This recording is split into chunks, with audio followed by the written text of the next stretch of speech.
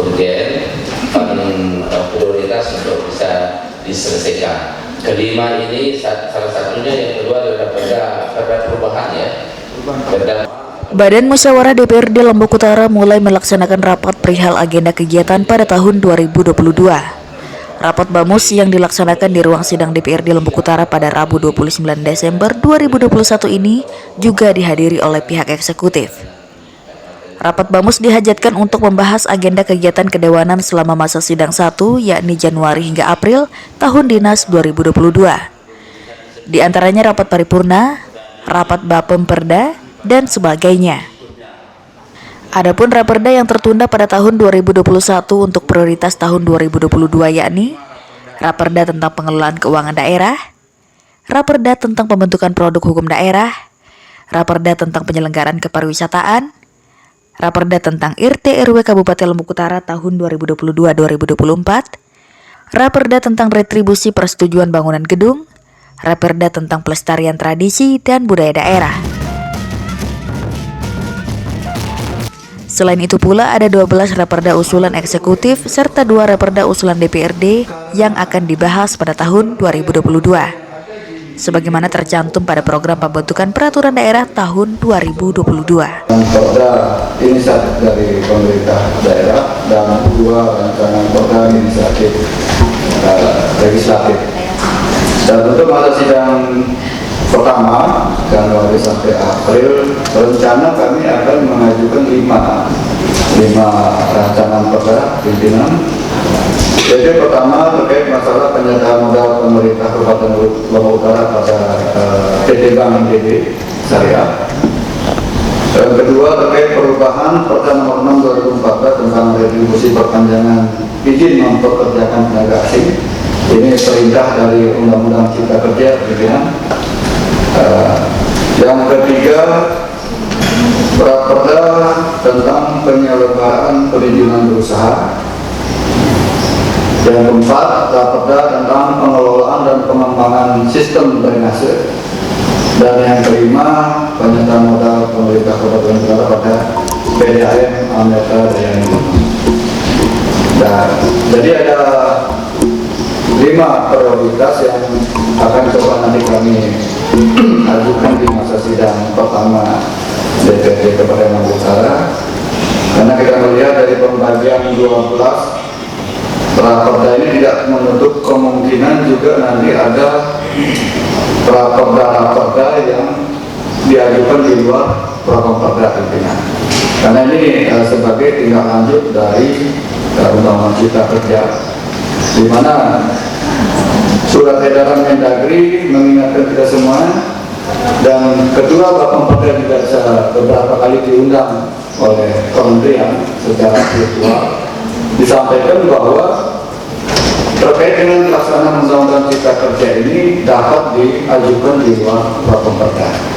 Nah, sehingga tidak menutup kemungkinan yang 12 ini akan nanti bertambah sesuai dengan kebutuhan regulasi dari pemerintah pusat. Mungkin sementara itu pimpinan. Ya, kita berharap kepada pakar hukum untuk memberikan penjelasan yang 5 raperda ini, apakah bisa kita lakukan paripurna sebelum dievaluasi, atau ada beberapa raperda yang harus dievaluasi dulu baru kita paripurnakan. Baru kita penjelasan ini, apakah raperda yang kaitannya dengan distribusi atau apa saja itu yang harus kita paripurnakan. Nah, apa perbedaannya antara perda yang harus kita lakukan paripurna sebelum dievaluasi dan yang harus dievaluasi dulu sebelum paripurna? Terima kasih. Sebutkan selain perda yang dievaluasi itu dilakukan proses fasilitasi wajibnya ini terkait dengan pemberian nomor register dari Biro Hukum. Tanpa nomor register dari Biro Hukum, maka perda itu dianggap tidak pernah ada. Nah, mana yang difasilitasi adalah perda-perda yang tidak dievaluasi. Perda-perda yang dievaluasi diantaranya tata ruang, APBD, APBD perubahan, LPJMD, dan pajak retribusi. Itu yang wajib dilakukan melalui proses evaluasi. Mekanismenya adalah dilakukan pembahasan oleh pemerintah daerah dan DPRD sebelum ditetapkan oleh kepala daerah. Ada kesepakatan antara DPRD dan eksekutif sebelum ditetapkan, diundangkan menjadi perda, masih bentuknya rancangan perda, itu harus disampaikan dulu ke pemerintah provinsi. Nah, ada perbedaan sedikit perlakuan terhadap raperda pajak dan retribusi. Walaupun penyampaiannya melalui mekanisme evaluasi provinsi, tetapi provinsi tidak bisa langsung memberikan hasil evaluasi sebelum ada hasil evaluasi yang dikeluarkan oleh Mendagri. Jadi mekanismenya kita setelah paripurna penetapan persetujuan itu disampaikan ke provinsi untuk pajak retribusi ini Pak Miladin. Jadi setelah itu dari provinsi menyampaikan kembali ke pemerintah pusat Mendagri untuk dievaluasi. Mendagri melakukan koordinasi dengan Kementerian Keuangan. Kementerian Keuangan mengeluarkan rekomendasi kembali lagi ke Mendagri. Mendagri melakukan sinkronisasi dan kembali ke provinsi. Setelah itu muncul keputusan gubernur hasil evaluasi. Nah, terkait dengan fasilitasi itu dilakukan setelah pembahasan tingkat pertama, tingkat pansus. Nah, anggap sekarang kami mengajukan pansus menjadwalkan pembahasan, kita lakukan pembahasan. Hasil pembahasan dituangkan dalam berita acara pembahasan. Itu pembahasan tingkat pertama. Setelah itu baru dikirim ke provinsi itu difasilitasi. Belum paripurna. Hasil fasilitasi itu dikembalikan ke pemerintah daerah. Itulah yang dibahas kembali dengan pansus di pembahasan tingkat kedua sebelum diparipurnakan. Jadi di situ letak perbedaan fasilitasi dengan evaluasi. Terima kasih. Ketua Bamus DPRD Lombok Utara Burhan M. Nur mengungkapkan, kegiatan DPRD secara formal disampaikan berdasarkan jadwal yang disusun Bamus. Pada awal masa sidang pertama, prioritas legislatif yaitu menyelesaikan perda laporan keterangan pertanggungjawaban APBD 2021. LKPJ APBD 2021 ini ditargetkan selesai paling tidak hingga tanggal 29 Maret 2022 mendatang. Terkait dengan jadwal, ini adalah kegiatan yang mutlak harus dilakukan karena kegiatan DPRD itu secara formal itu disampaikan, dikerjakan berdasarkan jadwal yang sudah disusun oleh lembaga DPRD yang namanya Badan Musyawarah. Ini Badan Musyawarah. Kemudian tadi di awal masa sidang ini kita mengundang pihak eksekutif karena dalam satu masa sidang itu ada agenda eksekutif yang harus kita sinkronkan, harus kita komunikasikan. Contoh pada masa sidang pertama mulai dari Januari sampai dengan April ini ada satu agenda yang mutlak harus kita laksanakan sebagaimana peraturan perundang-undangan tadi disampaikan bahwa laporan keterangan pertanggungjawaban LKPJ tahun anggaran 2021 itu paling lambat berdasarkan undang-undang harus diselesaikan 3 bulan setelah berakhirnya masa anggaran. Maka bulan Maret itu sudah harus selesai. Alhamdulillah sudah kita susun supaya bulan Maret bisa selesai. Kemudian ada peraturan daerah. Sebelum rapat ini Bapemperda selaku lembaga yang memang membahas dengan peraturan daerah berkoordinasi rapat kerja dengan pemerintah daerah, termasuk di sana adalah Kabak Hukum terkait dengan perda-perda yang akan dibahas tahun 2022. Sudah disepakati berapa jumlahnya, ya usulannya ya hampir sekian, ada 12 ditambah dengan inisiatif DPR dan ada 6 Raperda yang memang belum tuntas karena kita menunggu evaluasi dari provinsi. Maka kemudian perda yang diusulkan itu juga dalam masa sidang itu kita memanggil eksekutif.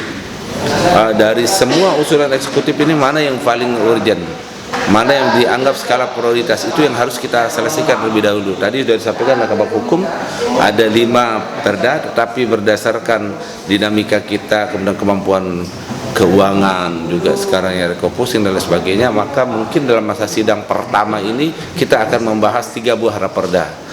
3 buah raperda itu jelas akan dibahas oleh 3 buah pansus, karena dalam peraturan perundang-undangan itu dalam satu pansus itu anggotanya tidak boleh lebih dari jumlah komisi, maka jumlahnya adalah 10 orang. Nanti 3 raperda ini dibahas oleh 3 pansus. Jadi kita menyusun jadwal dari mulai bulan Januari sampai dengan April. Semua kegiatan agenda DPR selama satu masa sidang ini harus tersusun dari tanggal ke tanggalnya, hari ke harinya oleh Badan Musyawarah, dan itu nanti pada hari Senin tanggal 3 Januari akan disampaikan, akan dibacakan di depan sidang paripurna DPR. Tidak hanya LKPJ APBD 2021, dalam berjalannya tahun ini, Bamus juga akan membahas sejumlah usulan perda dari eksekutif. Tercatat ada 12 raperda yang diusulkan pemerintah, ditambah 1 buah raperda inisiatif DPR yang akan dikebut pembahasannya. Namun dari 12 raperda yang diusulkan tahun ini, tidak semua akan dibahas di masa sidang pertama. Pihaknya akan mematok 3 buah raperda saja. Selanjutnya raperda akan dibahas di masa sidang kedua maupun ketiga, menilai urgensi raperda tersebut. Selain itu, Bamus juga telah menetapkan jadwal DPRD yang masih akan membahas 6 buah raperda di tahun 2021 yang sempat tertunda pengesahannya. Pasalnya 6 buah raperda itu masih menunggu hasil evaluasi dari pemerintah Provinsi Nusa Tenggara Barat. Badan Musyawarah hanya merekomendasikan untuk membahas 3 buah raperda itu dulu. Ya, dalam masa sidang pertama. Ya, penyertaan modal pada Bank NTB Syariah, kemudian perubahan perda nomor 16, kemudian penyertaan modal di PDAM. Itu salah satu. Ya, tentang drainase dan lain sebagainya. Itu ada 5, tetapi kita sudah sepakati ada 3. Yang 3 itu nanti sudah disusun, nanti bisa minta nanti kita publikasikan. Jadwal DPR itu ada kita publikasikan, kita tempel, biar perlu masyarakat semua tahu tanggal sekian itu DPR kemana, DPR itu ngapain dan sebagainya. Dalam masa sidang pertama pula, Bamus juga akan menetapkan jadwal pembentukan pansus terhadap 3 raperda yang diusulkan pemerintah, di mana satu pansus beranggotakan 10 orang yang siap menggodok raperda eksekutif di tahun 2022 mendatang. Perda itu ada yang harus dievaluasi dulu baru dipergunakan, boleh dipergunakan dulu baru dievaluasi.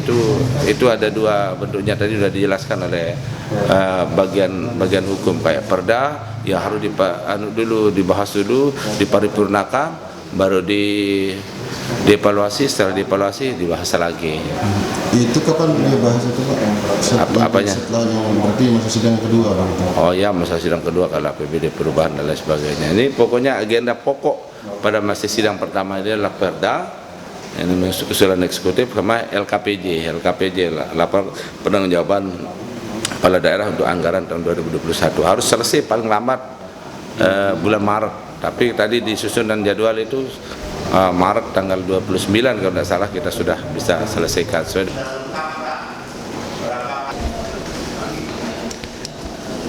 tersusun jadwal, kalaupun ada terjadi perubahan-perubahan sebagaimana lazimnya, maka nanti kami pimpinan akan menyampaikan informasi itu kepada kita anggota untuk kita sinkronisasikan namanya dan lain sebagainya.